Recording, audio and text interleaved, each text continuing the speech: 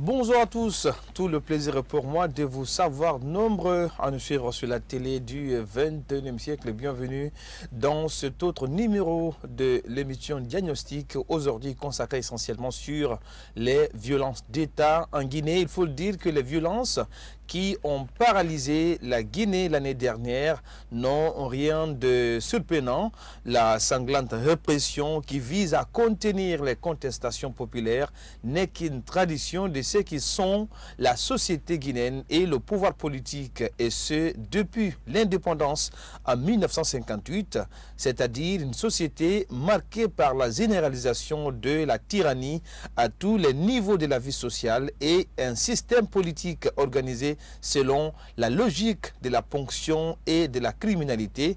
En effet, de Sékou Touré à Alpha Condé, la logique de pouvoir est demeurée inchangée, dominée et ruinée de 1958 à 2020. Les Guinéens n'ont éprouvé leur vie que sous l'effroyable forme de la déshumanisation. Et dans cette émission, on pose ces questions pour savoir pourquoi la violence d'État reste toujours perpétuelle en Guinée.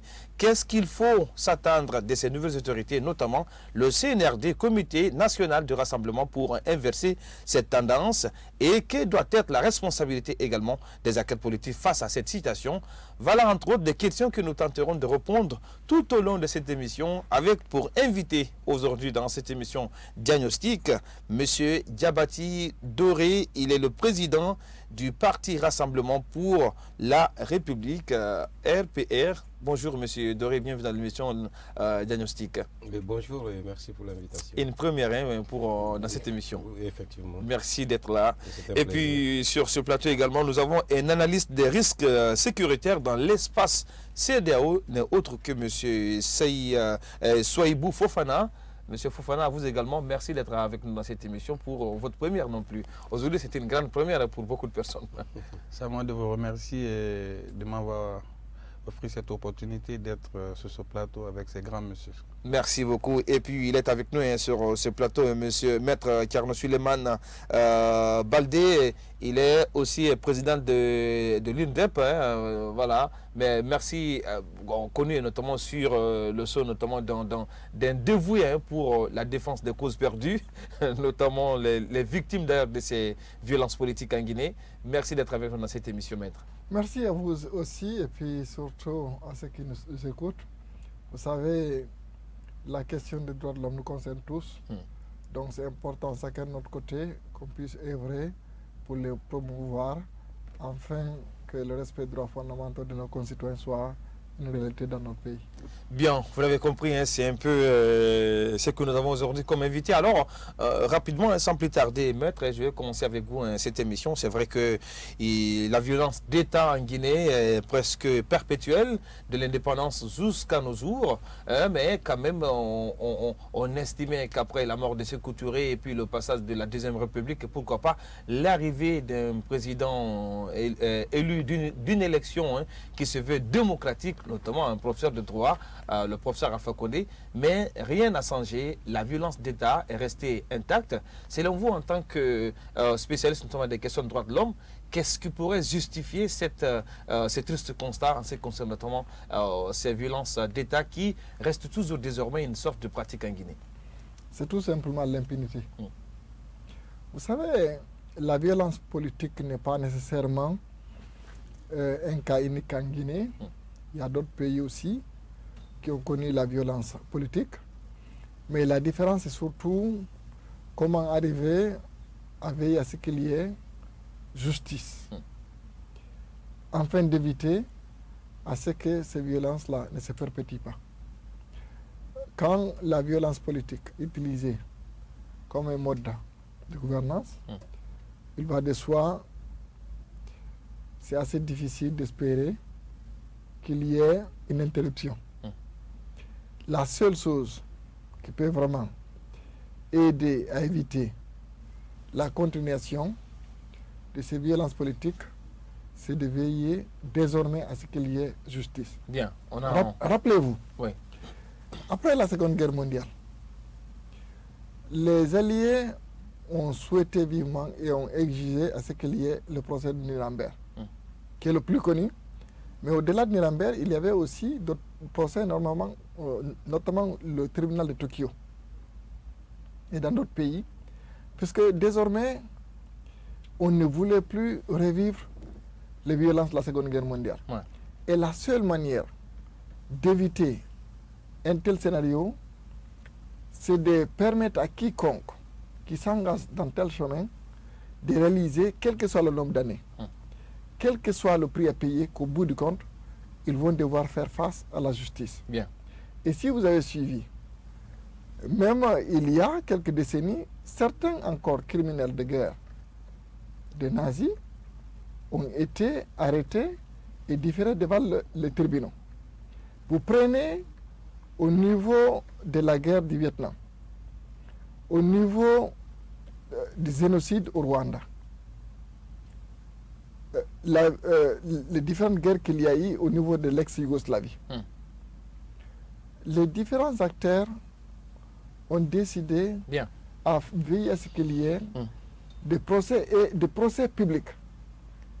Parce que lorsque les procès sont organisés, l'objectif n'est pas juste de sanctionner, mais c'est d'éduquer aussi. Bien.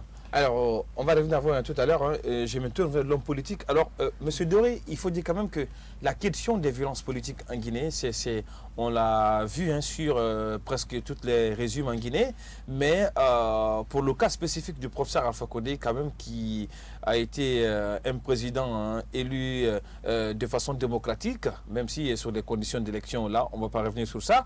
Alors, il est, en plus d'être président de la République élu de façon démocratique, mais également, il est un homme de droit. Selon vous, les violences politiques à laquelle on a assisté, parce que vous-même vous êtes membre notamment de l'opposition, vos victimes ont payé les frais de cette répression populaire en Guinée, qu'est-ce qui peut l'expliquer selon vous? Bon, écoutez, encore une fois, merci. Et je voudrais saluer de passage les téléspectateurs qui nous regardent en ce moment. C'est vrai que personne ne pouvait imaginer qu'à l'arrivée de M. Alpha Condé en 2010, que la Guinée aussi, et surtout les Guinéens, allaient payer encore les lourds tributs. Je me souviens que de 2010 à nos jours, à Conakry ici, nous avons presque 300 morts. Bah. Et on ne compte pas aussi les forces communes qui ont eu à Zérékouré et partout. Les massacres de Zogota. Les massacres de Zogota. Ouais, il y en a plein de massacres en Guinée. Donc c'est pour vous dire encore qu'une fois que avant même l'arrivée de la démocratie en 90, vous savez que l'Afrique en général a commencé à connaître les coups d'État depuis 1952 en Égypte. Après, on est suivi en Égypte en 1958, après le Togo en 1963. Tout ça là parce que il y avait des violences. Mais l'arrivée de la démocratie, on s'était dit que oui, nos grands frères, nos papas qui vont venir à la tête de nos États vont pouvoir respecter le droit, les textes. Vous savez, la violence, c'est comme on dit toujours que l'opposition n'aime que faire la manifestation. Le seul droit, c'est-à-dire qui est consacré à l'opposition pour se manifester, parce que nous n'avons pas ni le bic, ni l'arme, ni les machettes. Ni les institutions. Ni les institutions. Ouais. Et vous savez aussi qu'au temps de M. Alpha Condé, les institutions ont été inféodées. Les institutions de la République étaient tous inféodées à l'exécutif. Mais comment dans un pays qui se dit démocratique, que le droit de l'homme n'est pas respecté? Est-ce que vous avez été surpris, vous, de voir que ce soit notamment un professeur de droit, élu démocratiquement, qui a passé presque toute sa vie en France, puisse gérer la Guinée et qu'on assiste notamment à ces bilans macabres en termes de victimes de manifestations? Non, j'étais très surpris parce que il ne s'agit pas d'aller à l'école. Mais quand même, ce que tu as appris, il s'agit de l'appliquer dans la vie courante. Mais M. Alpha Condé a vécu plus de 3 ou 4 décennies dans un pays démocratique qu'on appelle la France. C'est-à-dire, nous étions étonnés de voir un monsieur Alpha Condé, non seulement qui a fait le droit, et qui se dit professeur de droit, et qu'en même temps qui a étudié à la Sorbonne, qui vient dans un pays comme l'Afrique où il y a 12 ou 13 millions d'habitants qui n'arrivent pas à appliquer le droit. Donc ça nous a étonnés. Mais le plus important dans la vie, c'est quand tu es chef, je pense bien qu'il faut savoir rentrer et partir. Mais malheureusement, M. Alpha Condé s'est inscrit dans le côté négatif de l'histoire de la Bien, Guinée. Monsieur Diabaté Doré, je reviens à vous tout à l'heure dans cette émission. Alors, on va poursuivre également avec vous, Monsieur Souaïbou Fofana. Je rappelle que vous êtes notamment analyste des risques sécuritaires dans l'espace CEDEAO. Alors, la question de la répression en Guinée et des violences politiques reste démise. Vous qui êtes dédié notamment à la cause de la paix, selon vous, qu'est-ce que peut expliquer cette persistance de la violence d'État en Guinée qui est colorée par notamment des victimes aujourd'hui qu'on ne peut pas dénombrer? Merci M. Barry de m'avoir donné cette opportunité pour débattre cette question des violences politiques en République de Guinée qui menacent la paix et la quiétude, qui menacent la sécurité. Comme M. Doré vient de l'affirmer, nous pouvons confier cette question à des formes de régime qui existaient en Guinée. Ouais. Parce que vouloir faire... Alpha n'est pas le seul. Il n'est pas le seul. Au temps de la première République, c'était pareil. Tout à fait. Vouloir faire une étude large sur les différents régimes que nous avions connus, les différents présidents, il faut pouvoir d'abord distinguer la responsabilité et situer aussi la responsabilité de chacun par rapport à cette violence d'État. Et de 58 à nos jours, nous avions connu en fait plusieurs présidents et chaque président a posé des actes, qui soient des actes normaux et qui ne soient pas anormaux. Et il se trouve que la violence appliquée par chaque régime dépend de la volonté de l'homme. En fait, les pouvoirs qu'on a connus en Guinée ont eu pour pilier notamment d'existence que par des violences. On a pensé à la répression pour maintenir notamment le pouvoir politique. C'est justement ça. Ouais. Je voudrais aborder d'abord pour dire que ici en République de Guinée, parce que la question touche la Guinée, et cette question débute depuis notre accession à l'indépendance. Et la volonté de mettre fin avec la métropole a constitué la première violence d'État que nous avions connue. Mais qui se passe quand même sans effusion de sang. Tout à fait. Non, permettez. La deuxième, c'est la volonté d'établir un régime populaire et révolutionnaire qui avait cultivé les différentes violences en République de Guinée. Et si vous regardez jusqu'à présent, il y a des familles qui continuent à revendiquer des violences de la société depuis l'indépendance, de la révolution. On a vu les victimes de Kamboaro. Les victimes de Kamboaro se sont présentées encore devant la nouvelle autorité pour que la justice soit faite. Et c'est cette justice qui est revendiquée, c'est cette justice qui est menacée, comme le disait tout à l'heure M. Barry. Et en Guinée, on a donné la volonté à une justice indépendante qui ne donnait pas la possibilité aux citoyens de faire recours. Et même si les citoyens faisaient le recours, on ne pouvait pas interrompre ou bien justifier la décision du juge. C'est pourquoi, si nous devons mettre fin à cette violence, il faut d'abord privilégier... On va revenir sur ce qu'il faut faire pour mettre fin notamment à ces violences. Tout à fait. Tout au long de cette émission. Il faut trouver une justice indépendante. Cette justice indépendante donnera certainement la possibilité aux citoyens de faire le recours, mais aussi d'apprécier la décision de justice, ou bien de rejeter la décision de justice. Mais s'il faut donner la possibilité au juge de dire le droit et sans contester le droit que le juge pose, la violence va continuer à poser. Bien. Alors, monsieur Maître Baldé, il y a un constat quand même néfaste qu'on peut faire de l'histoire politique de la Guinée. Sékou Touré a ses victimes qui sont ceux du Kamboaro. Lansana Conté en a également ses victimes des manifestations 2006-2007. Moussa Dadis Camara également en a ses victimes lors de la première transition. Également le massacre du 28 septembre. Alpha Condé, vous avez été avocat notamment de ces victimes, a également ses victimes de cette répression de sa gestion. Aujourd'hui, on a assisté à la création de tout un cimetière dédié notamment à ces victimes des répressions des manifestations sur Alpha Condé. Alors vous, en tant que défenseur des droits de l'homme, qu'est-ce qui a péché en Guinée malgré les institutions, malgré la volonté, parce que quand même on a de beaux textes, on a de belles lois, sauf que ça ne marche pas en Guinée. Tout à fait. Bon, j'aimerais juste préciser, quand vous dites qu'un professeur est venu à la tête du pays, Monsieur Alpha Condé s'est dit professeur, mais il n'est pas Non, professeur. mais M. Baldé, arrêtez avec ça. Et au-delà, Monsieur Baldé, si vous permettez, Monsieur Baldé. laissez-moi donner mon opinion. Non, mais Alpha est un professeur. Laissez-moi, vous avez exprimé votre opinion, laissez-moi donner la mienne. Quand vous étudiez dans une université occidentale, quel que soit le nombre d'années, il y a la liste des diplômes que vous avez obtenus. C'est même public. Il suffit juste de faire la demande et dans certains cas, même à travers le net, vous pouvez vérifier. Monsieur Alpha Condé n'a jamais été professeur à la Sorbonne. Il se dit professeur, il ne l'est pas. Et au-delà de lui, il y a certains membres du gouvernement qui se disaient docteurs en droit, ou je ne sais pas, dans un autre domaine, alors qu'ils n'ont jamais été Vous voulez dire qu'Alpha n'est pas docteur en droit? Il n'est pas docteur, et si c'était ailleurs, rien que le fait de s'attribuer un titre que vous ne l'avez pas acquis, vous aurez valu des poursuites judiciaires. Bien. Mais au-delà, revenons à notre question. Vous savez, la Guinée ne vit pas en fait dans un îlot.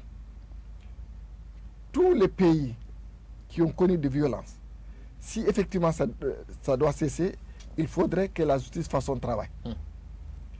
Ce n'est pas puisque on a le sentiment qu'une certaine société est beaucoup plus moraliste que la société africaine. Non, la différence est au niveau de la sanction. Ouais. Aussi longtemps, c'est dans la nature de l'être humain. Si vous avez le sentiment que vous pouvez poser n'importe quel acte et qu'il n'y aura pas de conséquences, rien ne vous empêche de le faire et vous allez le faire.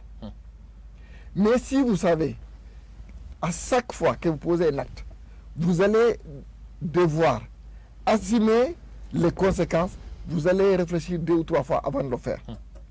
Comme vous avez cité, il y a les crimes qui ont été commis pendant le régime de Sékou Touré. À la mort de Sékou Touré, il n'y a pas eu justice. Alors que on aurait pu organiser une justice transitionnelle, veiller à ce que les victimes puissent connaître là où sont enterrés leurs parents, connaître la vérité et éventuellement demander pardon afin que les victimes et les bourreaux puissent se réconcilier. Bien. Cela n'a jamais été fait. Et ensuite, nous venons au niveau de général Lansana Conté. Vous rappelez-vous les événements de 1985. Il y a eu un certain nombre de dignitaires qui ont été assassinés. Dans les conditions que nous connaissons. On aurait souhaité que ces gens-là puissent bénéficier d'un procès. Quelle que soit la décision qui est prise, si c'est à l'issue d'un procès, il aurait été difficile pour quiconque de contester la légalité des sanctions. Ça n'a pas été fait. Nous venons aux événements de 2006-2007, où plus de 150 de nos compatriotes ont perdu leur vie. Une commission a été mise en place à l'époque qui n'a jamais fonctionné. Il n'y a pas eu de justice. Et c'est dans ces conditions que Jean Lansana Conté est décidé. L'arrivée au pouvoir du CNDD avec Captain Dadis Camara, il y a eu les événements du 28 septembre. M. Alpha Condé arrive au pouvoir, il n'a jamais voulu qu'il y ait un procès. Et si effectivement il y avait eu un procès, je pense que cela nous aurait aidé d'éviter les crimes qui ont été commis pendant son régime. Comme M. Doré disait un peu plus tôt, l'arme de l'opposition, c'est les manifestations politiques. Ouais. Ils n'ont absolument aucun autre moyen.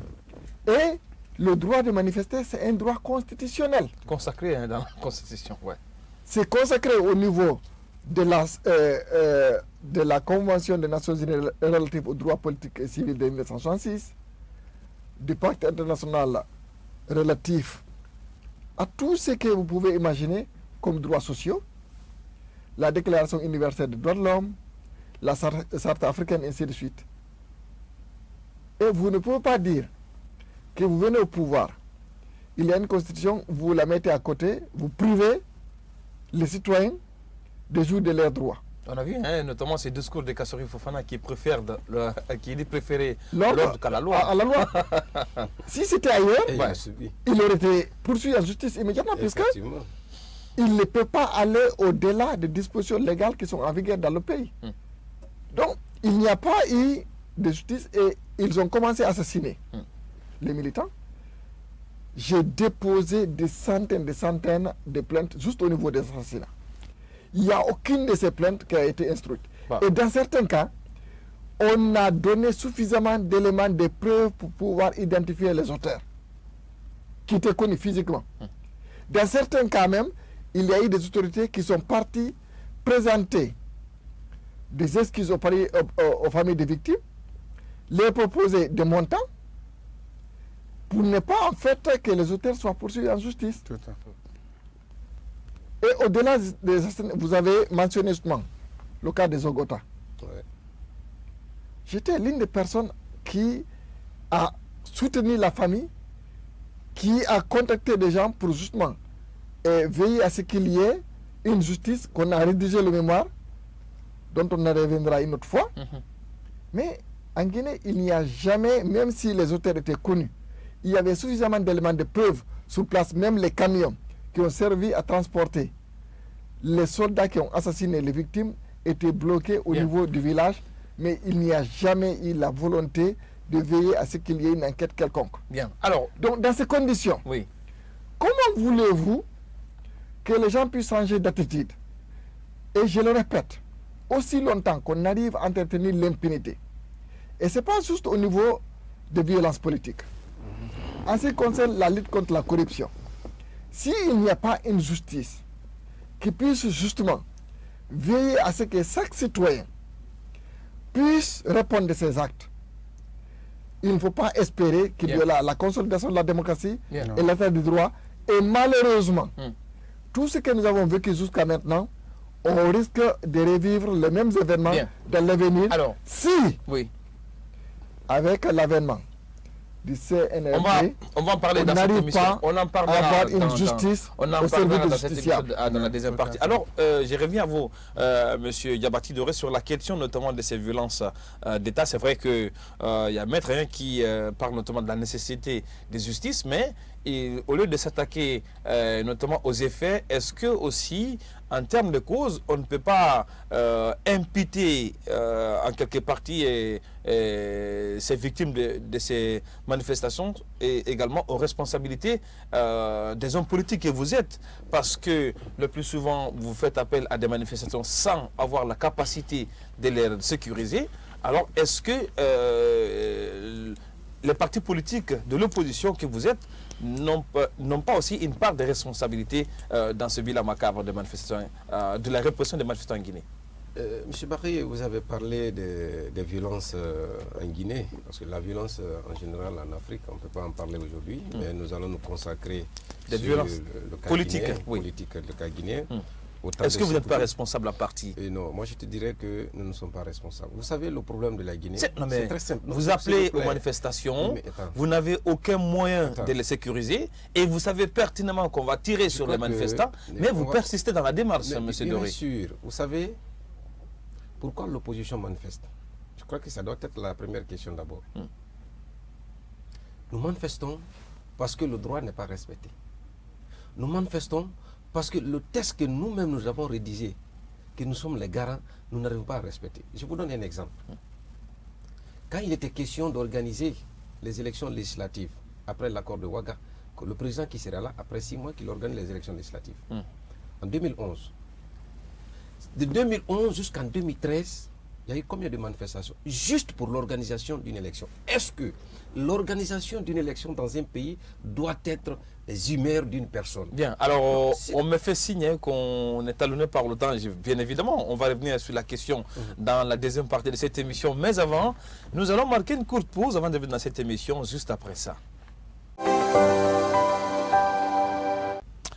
De retour dans cette émission pour la deuxième partie de l'émission Diagnostic consacrée aujourd'hui uniquement à ces violences politiques en Guinée qui deviennent de plus en plus une sorte de pratique qu'il faut bannir dans notre société. Alors, Monsieur Doré, j'ai parlé tout à l'heure, avant d'aller à la pause, sur la responsabilité des partis politiques et pour certaines personnes, pour notamment vos détracteurs. Ils estiment quelque part que vous, hommes politiques, vous avez votre part de responsabilité en ce qui concerne notamment ces bilans macabres des manifestations qu'on a connues en Guinée. Écoutez, quand vous parlez de la responsabilité partagée, moi je ne suis pas d'accord avec vous. Vous savez, la manifestation, c'est un droit constitutionnel. Oui, mais vous savez quand même S'il que vous faire plaît, des manifestations, ça s'il vous plaît. conduit toujours aux victimes. Oui, mais attends, si ça conduit aux victimes. Il y a eu une manifestation ici où moi je suis sorti à la radio. J'ai demandé à l'autorité s'ils n'arrivent pas à encadrer les manifestations, mais qu'on met au moins 100 à 200 mètres entre là où nous allons manifester et les policiers qui s'écartent. Ce jour-là, nous avons commencé la manifestation à la Ténéré jusqu'à place de 28 septembre, l'esplanade. Et arrivé au niveau de camp Carrefour, les policiers étaient vers la rentrée du camp. Mon frère, ce jour-là, personne n'a dit que oui, un mouche m'a piqué ou bien il y a eu de violence. C'était C'est pour dire que la écoutez, deuxième s'il vous plaît. marche du FNDC ou Ouais. la première qui... Effectivement, bon, Ouais. je n'arrive pas C'était la deuxième marche du FNDC. mais ça a été une expérimentation et que ça a réussi. Vous savez, Vous avez des militants qui jettent des cailloux sur les policiers. Oui, mais écoutez, Vous avez des militants qui écoutez, sont armés attends, de gourdins, c'est pas vrai. d'armes blanches. C'est pas vrai. C'est une vérité. C'est pas vrai. On a Un vu, ministre de la République on a est vu sorti des ici sur les présentations, grandes gueules. on a Je vu ne des suis pas d'accord présentations avec sur le vous. média d'État. S'il vous plaît, monsieur Barnier. Des armes qui extrêmement étaient saisies sur les important. militants. C'est monsieur extrêmement Doré. important pour vous dire aujourd'hui que quiconque, je mets les autorités passées défi. Un ministre de la République, vous avez dit ici sur les grandes gueules, que oui, il a vu des manifestations parce qu'il était de l'opposition. Je vais parler de monsieur, l'ex-ministre de la Jeunesse. Je ne sais pas comment il s'appelle là. Mokhtar Diallo.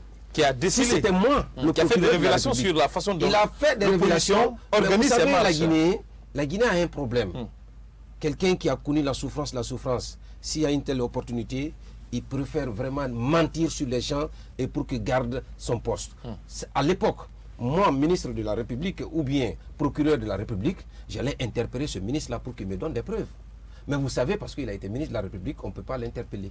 Et c'est ça le problème, parce que nous sommes en train de dire tous ici que le problème de la Guinée, et surtout en Afrique, c'est le non-respect de nos textes. Si nous nous réduisons aujourd'hui nos textes pour dire que oui, c'est un droit constitutionnel, et ce droit constitutionnel, les policiers et les gendarmes doivent encadrer les manifestants, mais après les élections législatives, jusqu'à les élections communales, mais il n'y a pas eu de manifestation. Mais nous, l'opposition, si le code électoral ou le texte dit que oui, il faut organiser telle élection en telle date, mais si tu ne l'organises pas, mais il faut qu'on manifeste pour demander, pour qu'on organise. Est-ce que c'est le seul moyen d'expression de l'opposition Oui, mais désormais? attends, vous voulez qu'on fasse quoi? Est-ce qu'on a l'arme? On a des pioches? Modernisez-vous. Non, mais écoutez, vous voulez qu'on modernise Et la quoi? stratégie des manifestations n'a jamais payé. Non, ça a toujours payé. Les manifs n'ont Ça jamais a payé. toujours Ça n'a payé dans pas ce pays. empêché Alpha Condé Oui. de changer la constitution, Oui. de se doter d'un troisième mandat. Bon, voilà, donc, voilà, c'est notre cas. ouais. Voilà un autre Et cas. le coup d'État ne vient pas de Voilà. l'opposition non Non. plus. Donc, Pardon? les manifestations n'ont jamais été une stratégie payante pour l'opposition. Ça a été toujours Sauf, une des stratégie victimes payante. qu'on a S'il vous résisté. plaît, si on ne manifestait pas de 2013 en 2013, il n'allait pas avoir l'organisation d'une élection législative. La première. De 2016 jusqu'en 2018, si on ne manifestait pas aussi, on n'allait pas connaître aussi la mise en place des conseils communaux appelés les maires. Donc pour moi, aujourd'hui, l'opposition guinéenne est une brave opposition parce que ça nous a permis de connaître aujourd'hui nos députés et nos maires. Mais si vous dites aujourd'hui que de changer des stratégies, nous sommes d'accord avec vous. Si vous pouvez nous donner d'autres stratégies qui peuvent nous amener à avoir la paix. Mais tout problème aujourd'hui, c'est l'exécutif. Parce que l'exécutif veut contrôler tout. Et ce n'est pas bon dans un pays.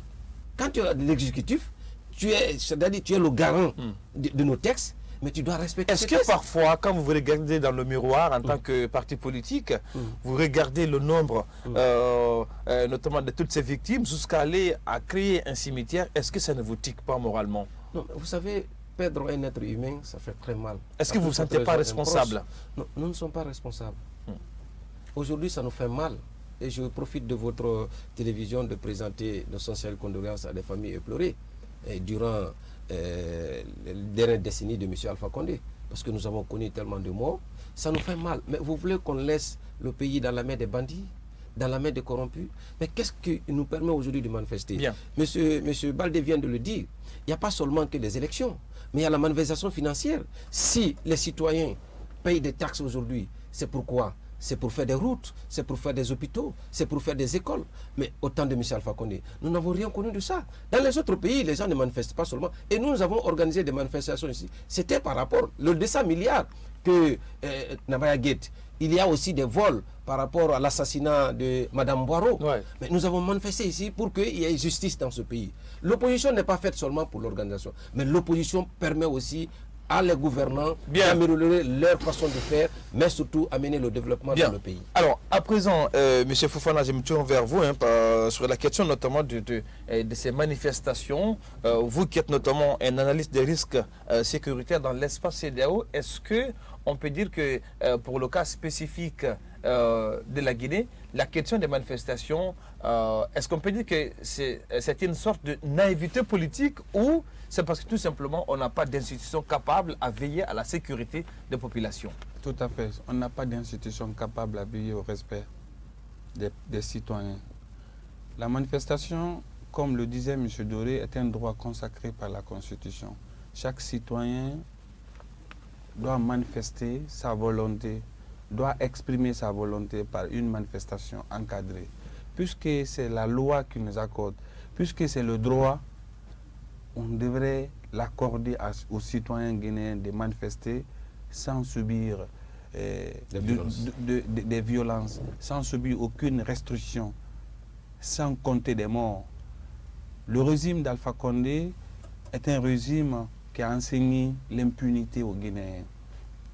Et on est monté sous des ondes pour dénoncer les impunités.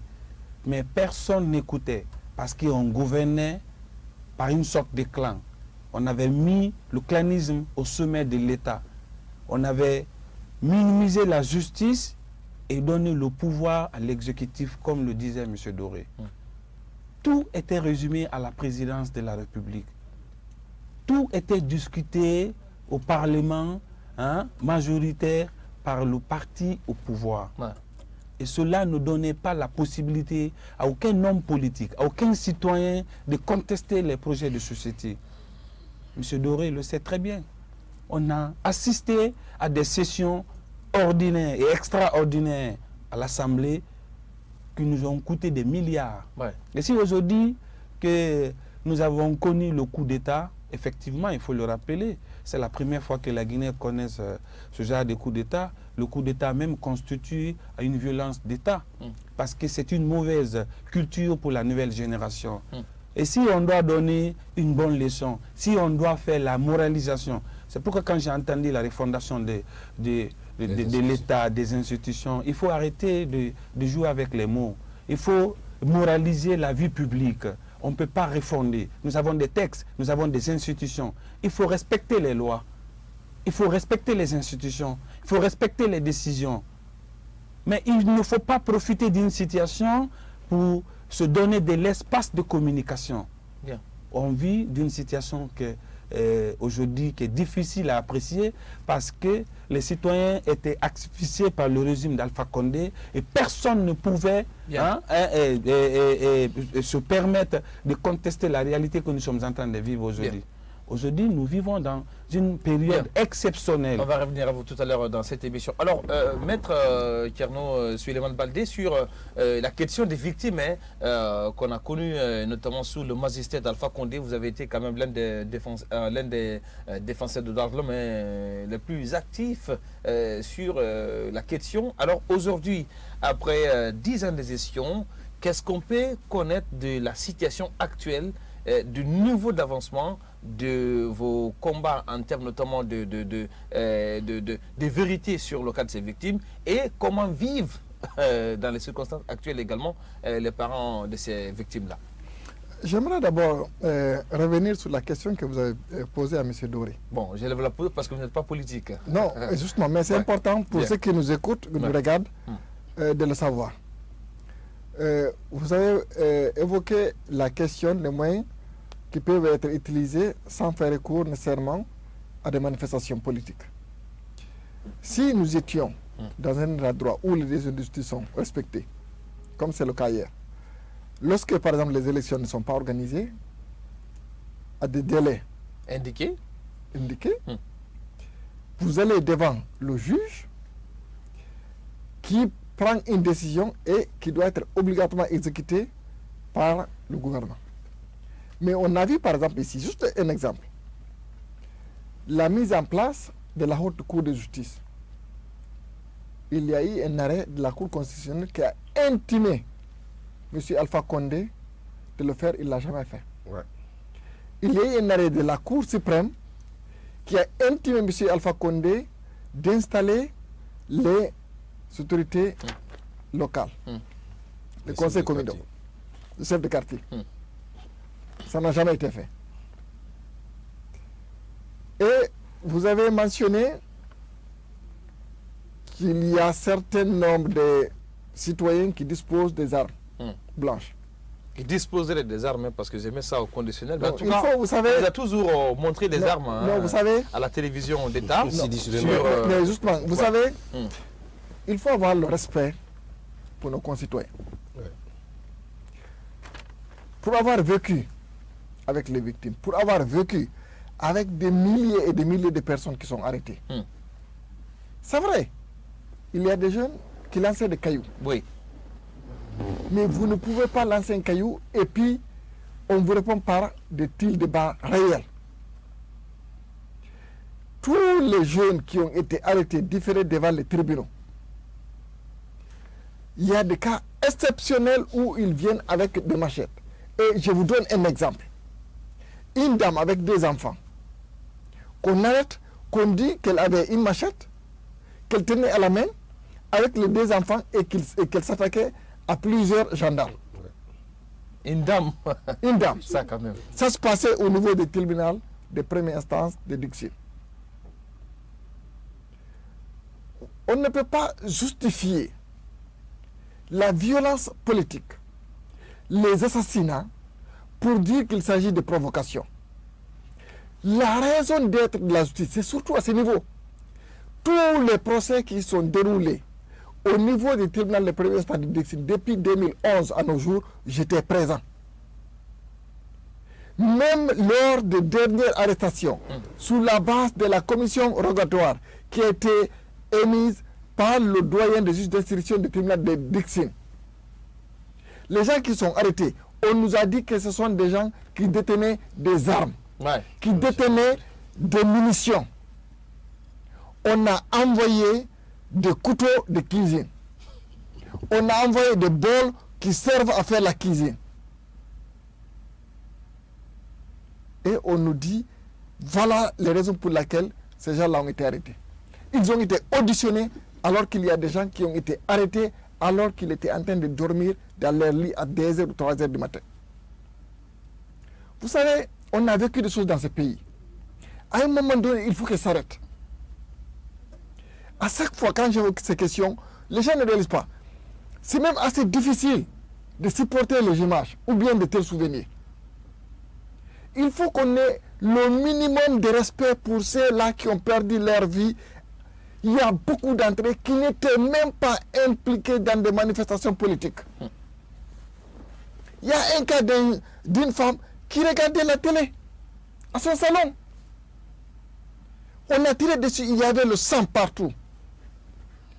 J'ai demandé à ce que le procureur vienne justement constater le sang, que les officiers de police judiciaire viennent constater. Et on dit, oui, c'est des gens qui détenaient des couteaux. Non, il faut que ça s'arrête. Il faut qu'on ait le minimum de respect pour les victimes et les parents des victimes. Bien. Ce qui est surtout beaucoup plus douloureux, c'est lorsque vous perdez un de vos proches et qu'on arrive justement à dire, oui, vous avez perdu votre proche puisque il y a une part de responsabilité de votre côté. Bien, malheureusement. Alors, où en est-on avec notamment ces différentes démarches que vous avez déclenchées par rapport à ces victimes? Parce que vous étiez quand même l'un des avocats les plus vus dans ce sens. Vous savez, si vous voyez, pendant tout le régime de M. Alpha Condé, il n'y a pas eu de violence à une échelle beaucoup plus large. C'est puisque justement, au niveau de Guinée, surtout de l'opposition, c'est des gens qui étaient contre la violence. On a vu ce qui s'est passé dans d'autres pays. L'exemple le plus récent au Sénégal, avec les manifestations qui concernaient un des leaders de l'opposition, on a vu ce qui s'est passé. Mais ici, on a certains auteurs de ces crimes qui vivent parmi nos concitoyens dans les quartiers, alors que nous savons que ce sont eux qui ont tué, mais ils n'ont jamais été inquiétés. Ont occupé des postes, notamment d'autres responsabilités dans ces pays. Et qui vivent ici, qui n'ont jamais été inquiétés. Nous avons déposé des plaintes avec suffisamment d'éléments d'information qui puissent permettre d'arrêter les auteurs. Il n'y a jamais une volonté quelconque de veiller à ce que les victimes puissent avoir justice. Mais à chaque fois, quand nous déposons ces plaintes, on a les accusés de réception. Les rapports d'autopsie sont là. Nous avons, au fur et à mesure, à chaque fois, quand nous déposons les plaintes, nous recueillons des éléments d'information puisque nous savions que M. Alpha Condé n'allait pas rester toute sa vie au pouvoir. Bien. Même s'il avait la volonté de mourir au pouvoir, mais nous savions, nous étions convaincus qu'il n'allait pas avoir cette opportunité que Sékou Touré ou bien Lansana Conté a eu, que tôt ou tard, il allait être délogé de son pouvoir. Donc, on a des éléments, des preuves qui vont nous permettre d'aller devant la justice et nous allons le faire. Nous attendons Bien. à ce qu'il y ait On va revenir la mise en sur, place du gouvernement et voilà, tout. sur ce nouveau gouvernement. Et si vous me permettez, pour ceux qui nous écoutent, Sur la question des victimes, comment est-ce que ces parents vivent?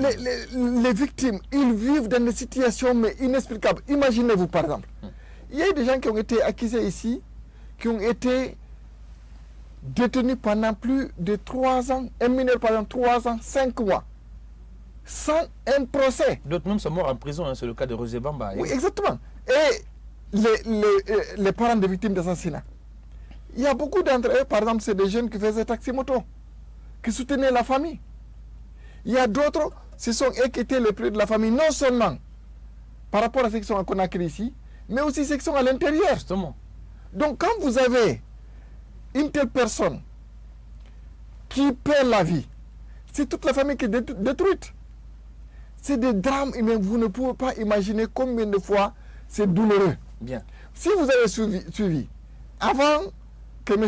Alpha Condé ne soit dessus de son pouvoir, il y a un certain nombre de familles de victimes qui s'exprimaient dans certains médias, qui expliquaient justement les situations dans lesquelles ils vivaient.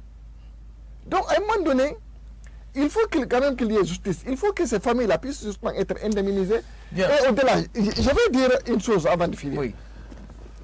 Il ne faut pas que les gens se fassent des illusions. Nous menons ce combat parce que nous avons la conviction et nous tenons à ce que les victimes soient rétablies dans leurs droits.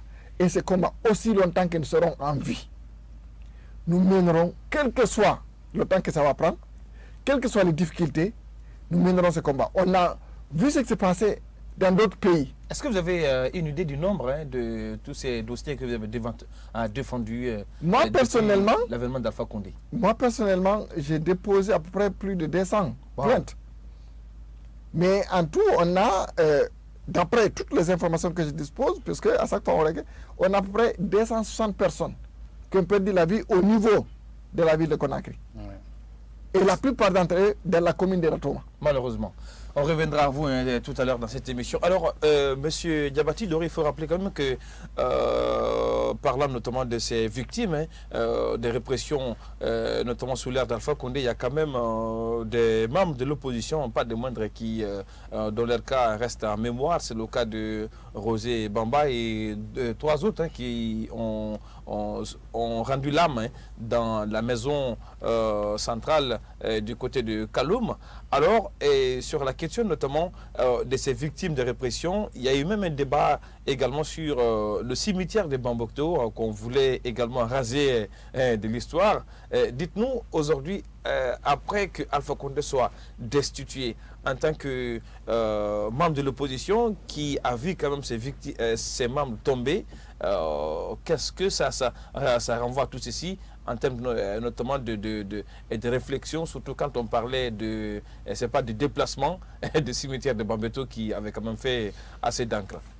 Non, vous savez, il y a un fait en Guinée qu'il faut qu'on arrive à en parler.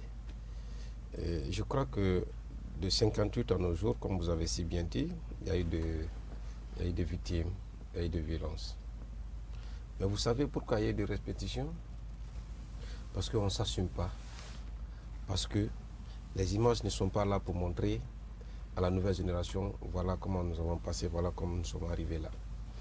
Et au mois de février dernier, le mois de février passé, moi j'étais au Burkina pour une formation en diplomatie à l'Université libre du Burkina. Mais après, j'ai un ami qui est président de l'Assemblée, qui est député, Gilbert Ouedraogo, qui m'a invité à son bureau. Et nous sommes venus, j'étais avec M. Taran, Alpha Omar, nous sommes venus et puis on a échangé. Après, il nous a fait sillonner, montrer l'hémicycle. Mais à la rentrée de l'hémicycle, tu vois des tableaux partout. Mais les tableaux-là, c'est des images de violences. Quiconque vient, on le montre.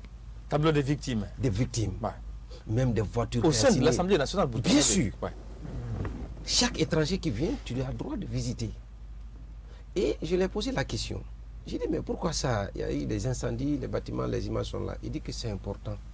C'est de montrer à la nouvelle génération qu'il y avait un président au Burkina qui voulait changer la constitution alors que les temps ne sont pas comme en 90 ou en 80 ou à l'époque où on avait pris de l'indépendance en 60 parce qu'on a connu des présidents qui ont fait plus de 20 ans, 40 ans. Mais quand la démocratie est venue, il dit qu'on ne pouvait pas permettre à Blaise d'avoir un autre mandat. Il dit c'est important de garder les images et que nous on s'assume. Mais en Guinée, on efface tout. C'est pour cette raison on voulait effacer. Parce qu'on ne voulait pas dire à la nouvelle génération qu'au temps de M. Alpha Condé, il y a un cimetière qui est consacré pour les victimes. C'est important de garder. Et même si le ministre d'alors voulait effacer complètement l'image là, mais l'image là va toujours rester. Et c'est pour cette raison que je demande aux nouvelles autorités, même un président civil qui va venir, qu'on garde ce cimetière pour la mémoire des victimes. Vous avez parlé tout à l'heure de mon ami Roger Bamba, qui oui. paie à son âme. Paix à son âme, j'ai pleuré comme j'ai perdu mon. Il y a beaucoup d'autres anonymes qui ont perdu la vie dans les prisons. Quand vous avez affaire avec un tyran, vous savez, comme Mombo disait, M. Fofana, que c'est un clan qui gérait notre pays. Mais ce clan-là, leur ambition, leur objectif, c'était quoi? C'était d'effacer ce qui existe là, comme la mauvaise gestion, comme les tueries, les assassinats, et après que les enfants ou les petits-enfants viennent encore gérer ce pays. Et je vous dis qu'ils se sont trompés sur toute la ligne. Et aujourd'hui, on n'acceptera pas que ces images-là soient effacées. Nous allons les garder. Alors, pour terminer, parlant de vous, personnellement, parce qu'il faut rappeler quand même qu'il arrivait un moment en Guinée, même pour parler au téléphone, il fallait se chercher en tant que défenseur des droits de l'homme, et pourquoi pas homme politique. Au temps de cette répression ardue du régime d'Alpha Condé, comment est-ce que vous viviez? Parce qu'avoir toujours la peur d'être arrêté, la peur d'être sur écoute, enfin, sincèrement, comment est-ce que vous avez passé ces petits laps de temps, M. Doré? Honnêtement, c'est vrai que nous avons été menacés. Et je veux dire sur ce plateau que des fois même on ne passe même pas la nuit. À la maison. À la maison. Mais vous savez que le combat pour un pays, pour une nation, ce n'est pas un combat de soi. Est-ce qu'il ne vous est pas venu à l'idée une fois d'arrêter, de rejoindre Alpha Condé, et puis voilà? Non. Ouais. Vous savez, je ne suis pas venu en politique. Comme Laurent Gbagbo disait, que quand tu veux avoir de l'argent, il faut faire des affaires. Il a fait l'école avec un de ses amis qui dit « Ah, moi je vais être riche ». Il dit « Alors, va dans les affaires. Et moi, je ferai de la politique ». La politique, on ne vient pas pour s'enrichir. Mais le cas de M. Alpha Condé, on a vu que oui, on rentre en politique juste pour s'enrichir. J'ai dit un jour que M. Alpha Condé a fait tout pour qu'il soit président pour deux. Parce que vous étiez quand même parmi ceux qui ont rendu la tâche difficile à Alpha Condé en raison forestière. Mais je l'ai fait pour mon pays, pas pour moi-même. Même si je perdais la vie, c'était pour une bonne cause. Ouais. Je ne me bats pas pour moi-même, je me bats pour mon pays. Et quiconque se bat pour son pays, même s'il meurt là-dessus, mais quand même, il va payer vraiment le prix à l'au-delà. Je suis prêt pour ça. Je subis tout. Il y a eu des propositions qui m'ont été faites partout. Mais je me souviens toujours quand mon papa m'a dit que quand tu vois une grande chose, il faut avoir peur de la fin. Bien. Et c'est la fin qui était arrivée. Bien. Donc pour ça, je ne perds rien, je ne quéris rien. Si c'est pour mon pays, je suis prêt à payer le prix. Bien. Et donc pour vous dire encore une fois que dans cette situation... dans cette situation de M. Alpha Condé, moi je demanderai toujours aux nouvelles autorités de faire de le droit et de faire tout possible pour qu'il y ait des gens Nous qui allons sont marquer d'appliquer le droit. une courte pause, une fois de plus pour la deuxième fois. Surtout, ne quittez pas, car nous allons poursuivre cette émission après juste ces petits, notamment ces petits temps d'arrêt. Et nous reviendrons dans cette émission pour poursuivre. Mais également, c'est la question de ce qu'il faut attendre désormais des nouvelles autorités sous les auspices du colonel Mamadi Doumbouya et du Comité national du Rassemblement pour le développement, à savoir les solutions qu'il faut également envisager pour mettre fin à ces violences d'État et pourquoi pas mettre fin à ces répressions des manifestations en Guinée. Mais ça sera juste après ça. Merci de nous rester fidèles sur la télé du 21e siècle. Et c'est parti pour cette troisième et dernière partie de ce numéro de l'émission Diagnostic consacré essentiellement sur les violences politiques en Guinée, pour être plus simple, sur la répression des manifestations en Guinée. Alors, on va revenir à présent sur les nouvelles autorités qui sont en Guinée. Alors, M. Fofana, depuis l'avènement du CNRD le 5 septembre dernier, suite au coup d'État qui a destitué Alpha Condé au pouvoir, il y a quand même des actes et décisions d'apaisement qui laissent croire une volonté politique en ce qui concerne notamment la responsabilité de l'État vis-à-vis des victimes des différentes répressions en Guinée. D'abord, il y a eu la visite du colonel Mamadi Doumbouya au cimetière de Bambeto, où reposent notamment les martyrs de la démocratie et victimes notamment de répression d'Alpha Condé. Il y a également l'autorisation dernièrement d'une marche à l'association des victimes, notamment du Cambaro, et d'autres décisions quand même d'apaisement. On a également assisté à une cérémonie de lecture de Saint-Coran, là où les autorités ont présenté pardon aux victimes de l'Axe. Alors, en tant qu'analyste notamment des risques sécuritaires, est-ce qu'on peut dire que ces actions et ces actes et décisions d'apaisement du CNRD peut être des signaux positifs en ce qui concerne notamment une certaine reconnaissance et responsabilité de l'État vis-à-vis de ses victimes? Bien, merci M. Barry pour cette question. Pour répondre à votre question, la première partie, je dirais, les actes posés depuis que M. Alpha Condé a été enlevé au pouvoir, je pourrais dire que commence à rassurer les citoyens pour le prix de la paix et la quiétude. Parce que vous n'êtes pas sans savoir, la concertation initiée par les nouvelles autorités a permis les Guinéens, tous les acteurs, que ce soit les acteurs nationaux et internationaux, de comprendre que oui, c'est vrai, ce sont des nouvelles autorités qui ont un esprit d'ouverture et qui acceptent le débat. Qui accepte le débat, je pense qu'il est flexible. Deuxièmement, la visite de M.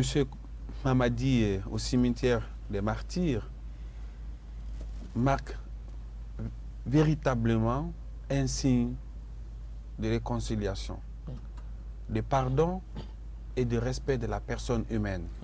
Parce que ces jeunes qui sont couchés là-bas, ils sont majoritairement jeunes, qui sont morts de 10 à 15 ans, 25 ans, n'ont pas pu jouir de leur droit de vie pour simple fait des humeurs des hommes. Et si M. Mamadi prend l'initiative d'accorder une valeur à cette situation qui continue à faire pleurer et endeuiller les familles, je pense que c'est un signe de réconciliation, c'est un signe fort que même la communauté internationale a salué dans le cadre de la réconciliation. Mais ce qu'il faut retenir, puisque les nouvelles autorités sont venues pour nous aider à sortir de cette situation que la Guinée a connue pendant plus de 10 ans, je dirais bien que il faudra privilégier la justice. On va revenir sur ce qu'il faut faire notamment pour inverser la tendance. Alors, M. Diabati Doré, sur la même question, est-ce que vous êtes rassuré? Bon, écoutez, depuis la prise du pouvoir par colonel Doumbouya, je crois qu'il a posé des actes aujourd'hui qui vont dans le cadre de l'apaisement et de l'assurance. C'est vrai que depuis 10 ans, il y a eu des tueries. Je disais un jour que même si quelqu'un n'est pas de ton bord, mais quand même, quand tu es président de la République, il devient automatiquement ton citoyen. Tout à fait. S'il perd la vie, tu dois consacrer. On a vu en Afrique ici, où il y a eu au moins 3 ou 4 morts, où le président est sorti pour faire un discours et pour présenter les condoléances. Monsieur Alpha Condé, durant les 11 années, il n'a jamais, même au Conseil des ministres, pour dire à ses ministres, levons-nous et observons une minute de silence à la mémoire de nos victimes, il n'a jamais fait. C'est pour vous dire encore une fois que tous ceux qui sont tombés sur le régime de M. Alpha Condé n'étaient pas considérés comme des Guinéens parce qu'ils n'étaient pas du RPG. Parce que si tu n'es pas du RPG, et si tu n'es pas allé, arrêtez d'extrapoler la vérité. Non, je ne t'extrapole pas. Non, mais arrêtez avec ça. C'est comme ça, M. Alpha Condé a vécu pendant ces 10 années. Si tu n'es pas du RPG ou son allié, tu n'es pas comme Guinéen et tu n'es pas son citoyen. Il ne te considère pas. Mamadou est venu, il a montré à M. Alpha Condé et ses tyrans. J'ai beaucoup apprécié le jour qu'il a invité les ministres. Il a dit, avant de commencer, il dit, levez-vous. Nous allons observer une minute de silence à la mémoire de nos martyrs. Et ça, c'est un acte qu'il a posé et tout le monde a apprécié. Ouais. Ça, c'est un. Deuxièmement, il a appelé au rassemblement des Guinéens. Et il a demandé pardon. Et le fait qu'il s'est déplacé pour venir au cimetière de nos martyrs, surtout le cimetière que M. Alpha Condé et ses ministres voulaient détruire, lui, il se déplace et venir là-bas. La troisième des choses, la fois passée, il voulait venir, mais il a envoyé des délégations. Il y avait la lecture de Saint-Coulan au niveau de la mosquée de Bambeto. Ouais. Il a envoyé une délégation Pour présenter pardon aux pour victimes présenter de le l'action. pardon. Aussi, il a invité les parents des victimes à la mosquée turque pour aussi demander pardon. J'ai vu la femme de mon ami Roger, j'ai eu larmes aux yeux. Ouais. Il dit qu'il peut pardonner, mais qu'il faut la justice. Bien. Donc en un mot, Justement. Bien. ce que je voulais recommander au CNRD et à son président. Non, on va venir après pour finir notamment à des Non, recommandations. l'acte posé en général, en Bien. un mot, Bien. pour finir, Oui. nous apprécions, Ouais. mais en tant que politique, nous Vous restez sur vos gardes. Nous restons sur nos gardes et nous l'interpellons aujourd'hui Bien. qu'il y a manque de dialogue. Bien, Parce alors qu'il n'y a sur pas la de dialogue question, aujourd'hui entre les acteurs politiques et les CNRD. Maître Baldé, vous qui êtes homme de droit, il y a ces débats aujourd'hui qui restent de mise en Guinée. C'est vrai qu'on parle de réconciliation, la nécessité notamment de la réconciliation en Guinée, mais il y a une sorte de division des opinions sur la question parce qu'il y en a qui estiment qu'il faut aller vers le pardon et d'accepter notamment de tourner la page, d'autres qui estiment que pour qu'il y ait pardon, il faut d'abord la justice. Alors vous, en tant qu'homme de droit, quel est votre avis notamment sur ce débat et qu'est-ce qui devrait être notamment fait comme démarche par le CNRD en ce qui concerne notamment une véritable réconciliation en Guinée? Si vous me permettez, il faut préciser une chose. Nous faisons du tort à beaucoup de nos concitoyens. Monsieur Alpha Condé, rappelez-vous, il y a eu des gens qui ont été assassinés à Kankan. Il y a eu des gens qui ont été assassinés à Kerouani. Il y a eu des gens qui ont été assassinés à Sigiri.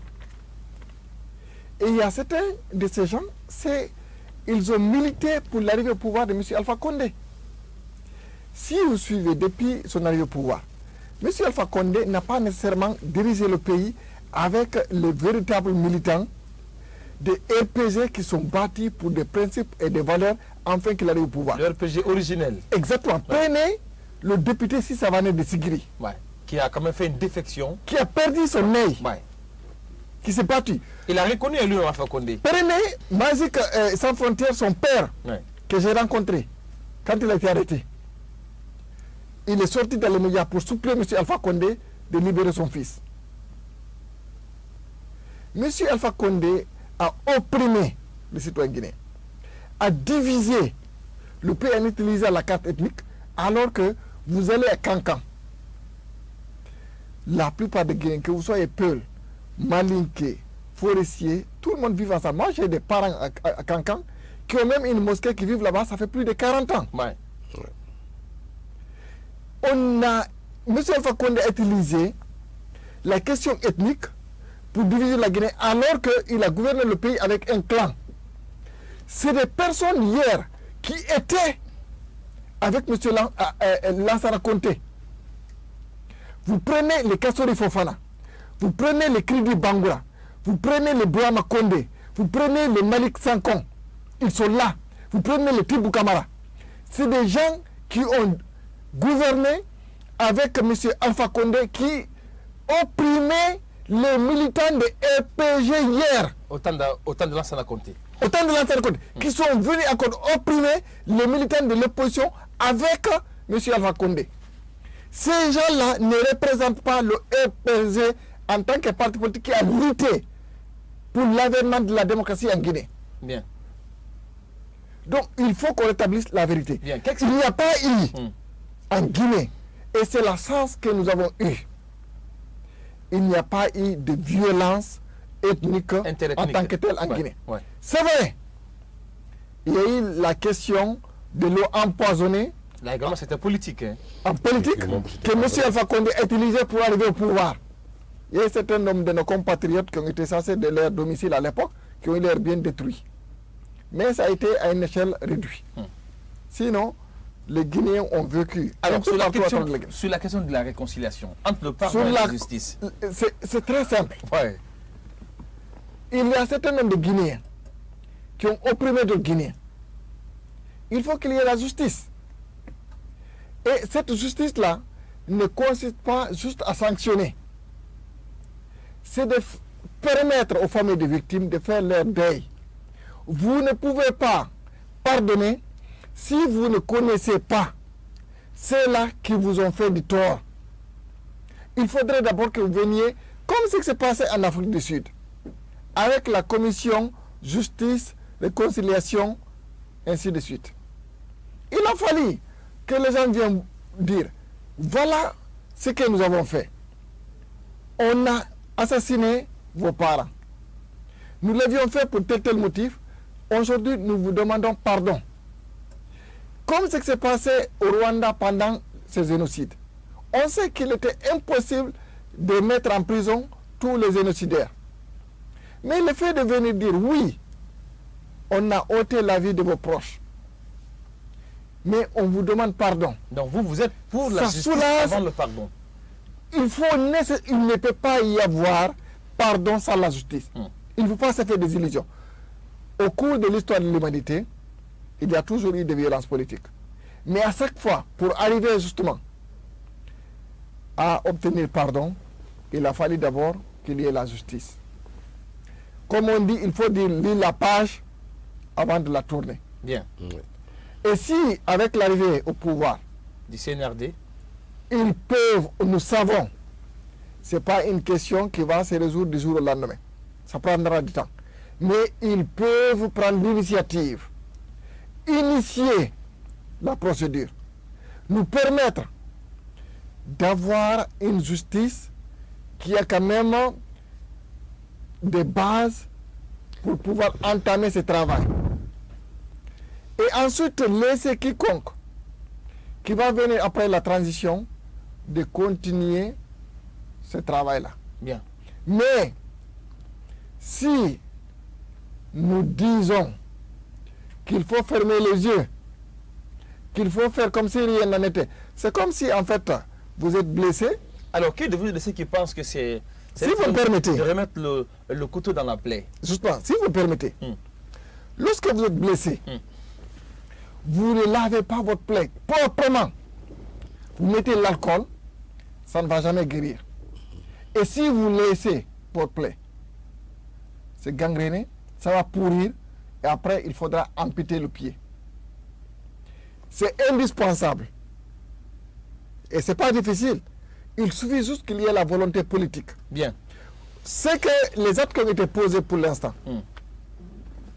par le colonel Doumbouya peut nous permettre de jeter les bases pour justement avoir cette justice pour nos compatriotes et surtout réconcilier les Guinéens. Quand je dis réconcilier les Guinéens, ce n'est pas en fait comme certains ont la prétention de faire croire. Les ethnies guinéens en tant que tels, vivent ensemble. Aujourd'hui à Conakry, nous vivons dans les quartiers avec tout le monde. Vous allez à Sérékone, pareil. Il n'y a pas une ethnie qui n'a pas été victime en Guinée de violence politique.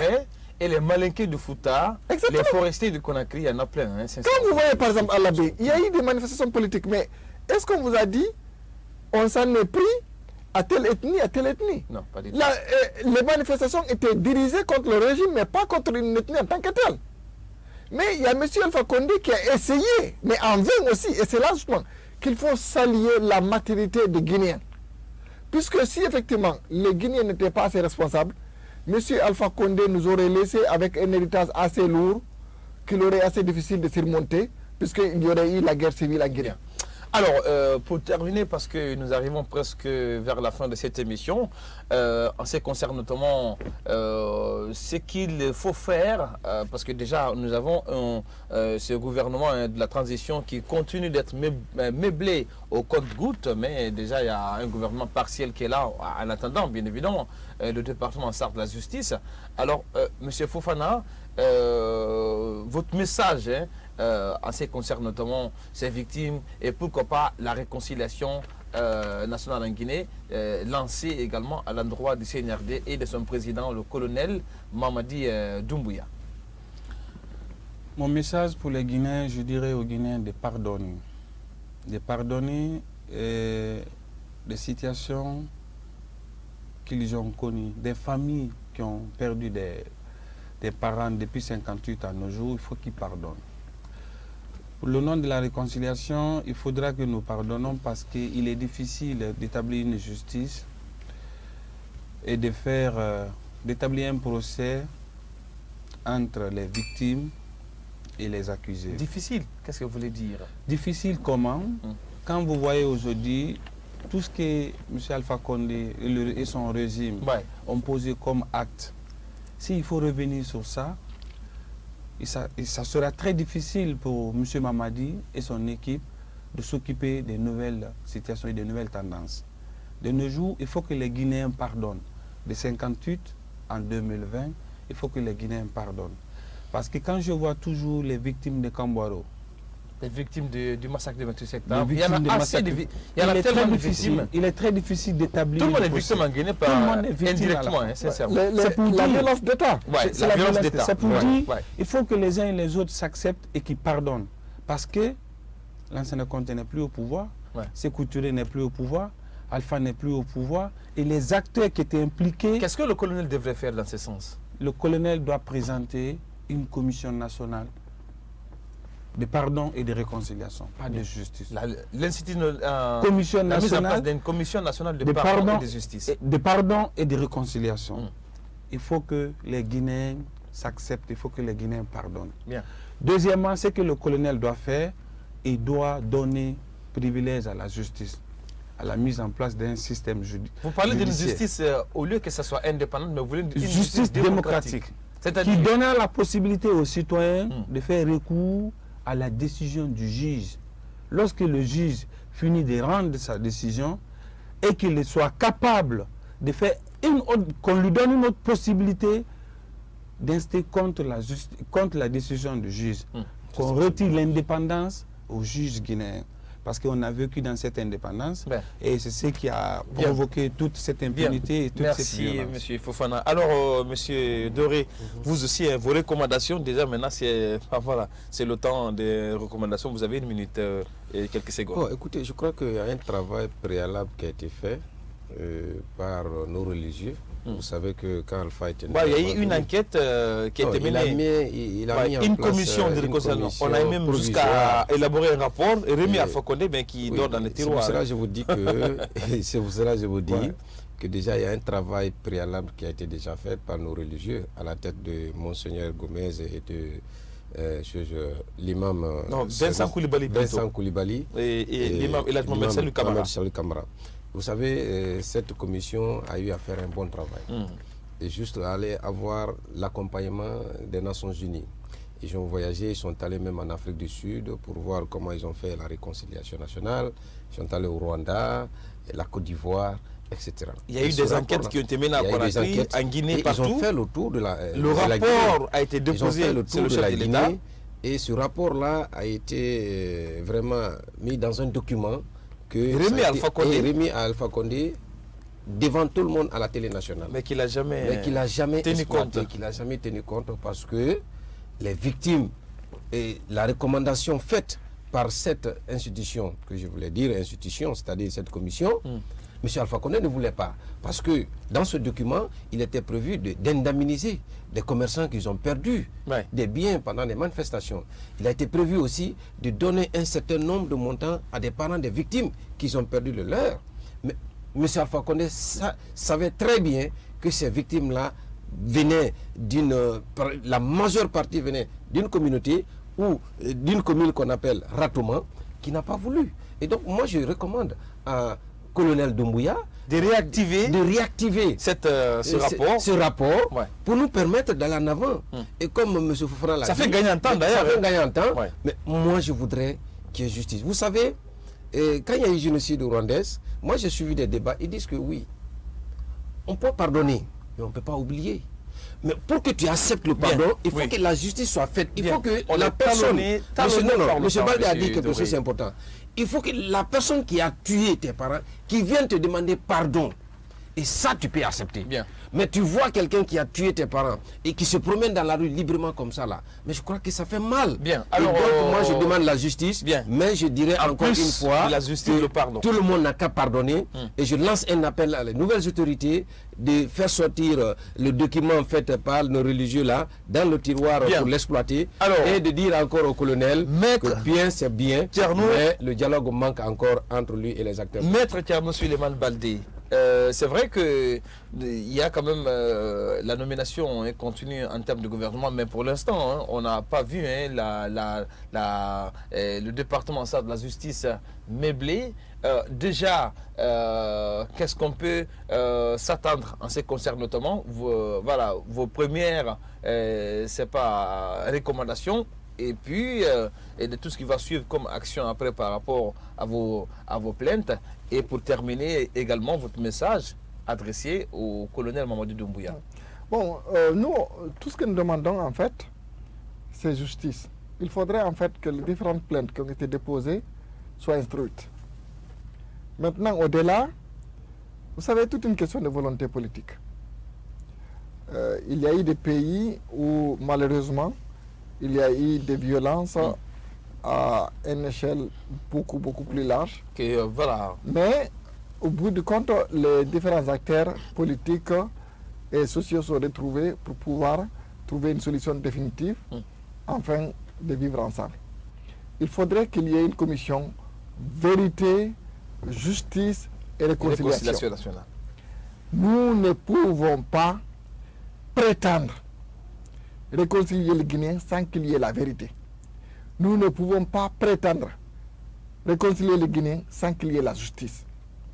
Et il y a un certain nombre d'acteurs qui peuvent nous aider.